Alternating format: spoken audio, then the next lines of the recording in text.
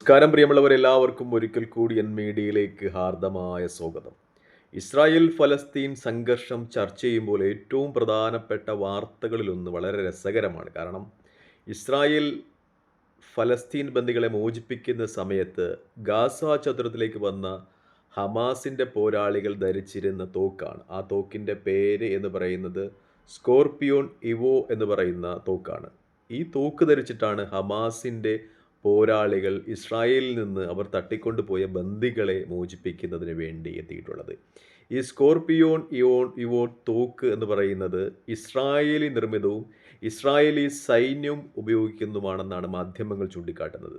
കാരണം ഈ തോക്ക് ഹമാസിൻ്റെ കൈവശം എങ്ങനെ എത്തി എന്നതിന് മറുപടിയായി അന്താരാഷ്ട്ര മാധ്യമങ്ങൾ പറയുന്നൊരു കാര്യം, ഗസയിൽ കടന്നുപോയ ഗസ പിടിച്ചെടുക്കുവാൻ ചെന്ന ഇസ്രായേലി സൈനികർ ഹമാസുമായി ഏറ്റുമുട്ടൽ കൊല ചെയ്യപ്പെടുകയും ആ കൊല ചെയ്യപ്പെട്ട ഇസ്രായേലി പടയാളികളുടെ തോക്ക് ഹമാസിൻ്റെ പോരാളികൾ സ്വന്തമാക്കുകയും ചെയ്തു എന്നാണ് ഈ സ്കോർപിയോൺ ഇവോ തോക്കുകളുമായി ഹമാസിൻ്റെ പോരാളികൾ ബന്ദി വിമോചന സമയത്ത് എത്തിയതിന് അന്താരാഷ്ട്ര മാധ്യമങ്ങൾ ഒക്കെ വിശേഷിപ്പിക്കുന്നത്. കാരണം ഇസ്രായേലിൻ്റെ പടയാളികൾ ഗസയിൽ കടന്നു ചെന്ന് കൊല ചെയ്യപ്പെട്ടു, അവരുടെ തോക്ക് ഹമാസ് സ്വന്തമാക്കി എന്ന രീതിയിലാണ് ഇതിനൊരു വിവരണം വരുന്നത്. അല്ലാതെ ഒരിക്കലും ഇസ്രായേൽ ഇത്തരം അത്യന്താധുനികമായ തോക്കുകൾ നിർമ്മിച്ച് ഹമാസിന് കൊടുക്കുന്ന ഒരു സമ്പ്രദായം ഉണ്ടാകുവാൻ വഴിയില്ല. അതുകൊണ്ട് ഗസയിൽ പോയ ഇസ്രായേലി സൈനികർ അവിടെ പരാജയപ്പെടുകയും അവരിൽ നിന്ന് ഹമാസ് ഈ തോക്ക് പിടിച്ചെടുക്കുകയും ചെയ്തായിരിക്കാമെന്നാണ് ഈ വാർത്താമാധ്യമങ്ങളുടെയൊക്കെ ഒരു വിശകലനം വരുന്നത്. മറ്റൊന്ന്, അറബ് യൂണിയൻ ഉൾപ്പെടെ മിക്ക അറബ് ഇസ്ലാമിക രാജ്യങ്ങളും ഗസയിൽ നിന്ന് ഗസക്കാരെ ഉഴപ്പിച്ച് ജോർദാനിലോട്ടോ ഈജിപ്തിലോ മാറ്റുവാനുള്ള ഡൊണാൾഡ് ട്രംപിൻ്റെ നിർദ്ദേശത്തെ തള്ളിക്കളഞ്ഞു എന്ന രീതിയിലാണ് വാർത്തകൾ വരുന്നുകൊണ്ടിരിക്കുന്നത്. പ്രത്യേകിച്ചും അബ്ദുൽ ഫത്തഹ് അൽ സിസി എന്ന് പറയുന്ന ഈജിപ്ഷ്യൻ പ്രസിഡന്റ്, ഐമാൻ സഫീരി എന്ന ജോർദാൻ വിദേശകാര്യമന്ത്രി എന്നിവരൊക്കെ ഏകപക്ഷീയമായി തന്നെ ഫലസ്തീൻ ഗസക്കാരുടേതാണ് എന്ന രീതിയിൽ പ്രസ്താവനയുമായി മുന്നോട്ട് വന്നിരിക്കുന്നു എന്നാണ് അന്താരാഷ്ട്ര മാധ്യമങ്ങളിലേക്ക് നിറഞ്ഞു നിൽക്കുന്ന ഏറ്റവും പ്രധാനപ്പെട്ട വാർത്ത. പ്രത്യേകിച്ചും അമേരിക്കയ്ക്ക് ലോക മേധാവിത്വം നഷ്ടപ്പെടുന്ന ഒരു സന്ദർഭമാണ് ഇതെന്ന രീതിയിലൊക്കെ വാർത്തകൾ വിശകലനം ചെയ്യപ്പെടുന്നുണ്ട്. പ്രത്യേകിച്ചും സോവിയറ്റ് യൂണിയൻ്റെ തകർച്ചയ്ക്ക് ശേഷം അന്താരാഷ്ട്ര തലത്തിൽ ഏകപക്ഷീയമായ ഒരു അമേരിക്കൻ മേധാവിത്വം നിലനിന്നിരുന്ന സമ്പ്രദായങ്ങളല്ല ഇപ്പോൾ ഉള്ളത്. മറിച്ച് ചൈനയും സോവിയറ്റ് യൂണിയനുമൊക്കെ സോവിയറ്റ് യൂണിയൻ വീണ്ടും ശക്തമായി മുന്നോട്ട് വരുന്നു. അതുപോലെ ചൈന പുതിയൊരു സൂപ്പർ പവറായി വരുന്നു. അതുകൊണ്ട് തന്നെ അമേരിക്കയ്ക്ക് അന്താരാഷ്ട്ര തലങ്ങളിലുണ്ടായിരുന്ന ഒരു മേധാവിത്വം നഷ്ടപ്പെടുന്നു.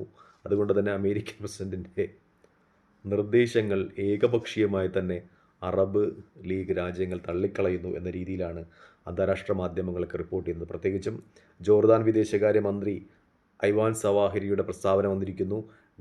ഗസക്കാരുടേതാണ്. ഗസക്കാരിൽ നിന്ന് ഒഴിപ്പിച്ചുകൊണ്ടുള്ള യാതൊരുവിധ നടപടികൾക്കും ജോർദാനൊപ്പം ഉണ്ടാകില്ല. മറിച്ച് ഗസക്കാരെ പുനരുദ്ധരിക്കാനും ഫലസ്തീനിലെ ഒരു സ്വതന്ത്ര രാഷ്ട്രം രൂപീകരിക്കാനുമുള്ള ഡൊണാൾഡ് ട്രംപിൻ്റെ ശ്രമങ്ങൾക്കൊപ്പമുണ്ടാകുമെന്ന രീതിയിൽ ജോർദാൻ്റെയും ഈജിപ്തിൻ്റെയും ഒക്കെ പ്രസ്താവന ഉണ്ടായിരിക്കുമ്പോൾ ലോകം അത്തരണത്തിലാണ് കൂട്ടിയോജിപ്പിക്കുവാൻ ശ്രമിക്കുന്നത് എന്നൊരു യാഥാർത്ഥ്യം കൂടി നിലനിൽക്കുന്നു. മറ്റൊന്ന്, ഗസയിലെ ഇസ്രായേലിൻ്റെ അതിക്രമങ്ങൾ അവസാനിക്കുമ്പോൾ തന്നെ വെസ്റ്റ് ബാങ്കിൽ ഇസ്രായേൽ ആക്രമണം നടന്നതായി അന്താരാഷ്ട്ര മാധ്യമങ്ങൾ റിപ്പോർട്ട് ചെയ്യുന്നുണ്ട്.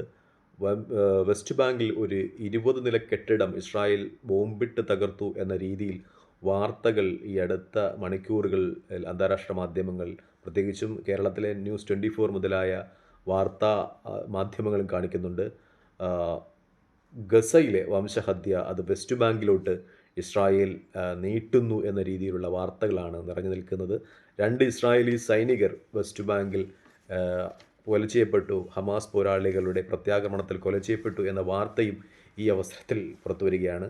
പ്രത്യേകിച്ചും റഫ അതിർത്തി തുറന്നതോടുകൂടി ഗസക്കാർക്ക് ആവശ്യമായ ഭക്ഷണവും വെള്ളവും ലഭിക്കുന്നു എന്നതും ഒരു പ്രധാനപ്പെട്ട വാർത്ത അന്താരാഷ്ട്ര മാധ്യമങ്ങളൊക്കെ പുറത്തുവിടുന്നുണ്ട്. പക്ഷേ ഗസയെ സംബന്ധിച്ച് 15 വർഷം വേണ്ടിവരും അവിടുത്തെ പുനരുദ്ധാരണ പ്രവർത്തനങ്ങൾക്ക്. അതായത് അവിടുത്തെ കെട്ടിടാവശിഷ്ടങ്ങൾ മാത്രം മാറ്റുന്നതിന് നീണ്ട 15 വർഷം വേണ്ടിവരുമെന്ന ദുഃഖവാർത്ത അന്താരാഷ്ട്ര മാധ്യമങ്ങളിലൊക്കെ നിറഞ്ഞു നിൽക്കുകയാണ്. എങ്കിലും ഗസയിലെത്തുന്ന നീണ്ടകാലം ഗസയിൽ നിന്ന് വിട്ടു നിൽക്കേണ്ടി വന്ന് തിരിച്ച് ഗസയിലെത്തുന്ന ആളുകൾ അവിടെ ആഹ്ലാദ നൃത്തം ചവിട്ടുകയാണ്.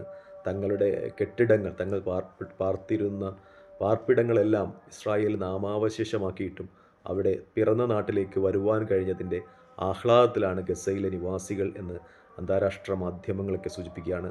തൽക്കാലം ഈ വീഡിയോയുമായി വിടവാങ്ങുന്നു. മറ്റൊരു വീഡിയോയുമായി കാണുന്നവരെ പ്രാർത്ഥനയിൽ ഉൾപ്പെടുത്തുക. നന്ദി, നമസ്കാരം, ജയ് ഹിന്ദ്. വീഡിയോ ഇഷ്ടപ്പെടുന്നുണ്ടെങ്കിൽ ലൈക്ക് ചെയ്യുക, ഷെയർ ചെയ്യുക, കമൻറ്റ് ചെയ്യുക. മറ്റൊരു വീഡിയോയുമായി കാണുന്നതുവരെ പ്രാർത്ഥനയിൽ ഉൾപ്പെടുത്തുക. ജയ് ഹിന്ദ്.